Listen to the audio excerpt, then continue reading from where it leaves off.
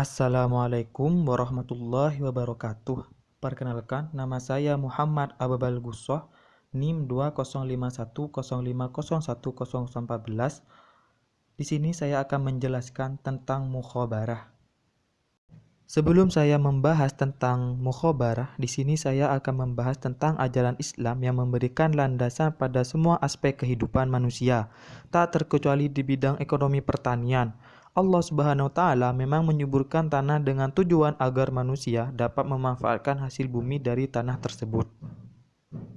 Hal ini tercantum dalam Al-Quran surat Yasin ayat 33 yang berbunyi, "Dan suatu tanda kekuasaan Allah yang besar bagi mereka adalah bumi yang mati. Kami hidupkan bumi itu dan kami keluarkan daripadanya biji-bijian, maka daripadanya mereka makan." Berikut ini adalah penjelasan apa itu mukhabarah dan perbedaannya dengan akad kerjasama lainnya. Yang pertama, di sini saya akan menjelaskan tentang pengertian mukhabarah. Pengertian mukhabarah adalah kerjasama pengelolaan pertanian antara lahan dan penggarap, di mana pemilik tanah memberikan tanah pertanian kepada si penggarap untuk ditanami dan dipelihara dengan imbalan tertentu. Dari hasil panen yang benihnya disediakan penggarap. Di sini saya bisa menyimpulkan bahwasanya pengelola lahan hanya menyediakan lahannya, sedangkan penggarap yang merawat dari awal sampai akhir, baik itu berupa bibit, pupuk, dan lain-lainnya. Itu semua dikelola oleh penggarap. Adapun hukum akad mukhabarah adalah mubah atau diperbolehkan. Hal ini didasarkan pada hadis riwayat Muslim yang berbunyi dari Ibnu Umar. Sesungguhnya Nabi Muhammad SAW telah memberikan kebun beliau kepada penduduk Khaybar agar dipelihara oleh mereka. Dengan perjanjian, mereka akan diberi sebagai dari penghasilan baik dari buah-buahan.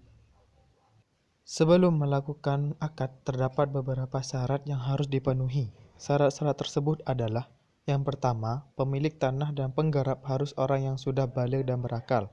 Jika orang tersebut belum baligh, maka hal itu tidak diperbolehkan, atau orang yang tidak berakal, atau orang gila. Yang kedua, benih yang akan ditanam harus jelas dan menghasilkan. Yang ketiga, lahan harus bisa menghasilkan, jelas batas-batasnya, dan diserahkan sepenuhnya kepada penggarap. Yang keempat, pembagian hasil harus jelas penentuannya. Yang kelima, jangka waktu harus jelas menurut kebiasaan masa tanam atau masa panen. Yang keenam, peralatan dibebankan kepada petani penggarap lahan. Dan pembahasan yang terakhir adalah perbedaan mukhabarah dengan muzara'ah dan musaqah.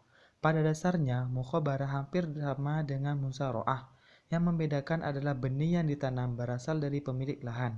Sementara itu, musaqah berasal dari bahasa Arab as-saqah, yaitu sebutan bagi orang yang mengurus kebun atau tanaman. Musaqah artinya memperkerjakan seseorang untuk mengurus pohon dengan menyiram dan merawatnya.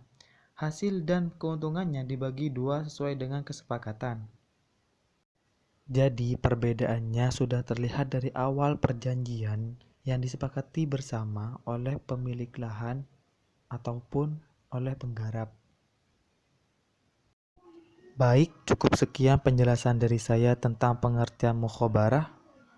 Semoga bermanfaat dan mudah difahami. Kurangnya mohon maaf. Saya akhiri. Wassalamualaikum warahmatullahi wabarakatuh.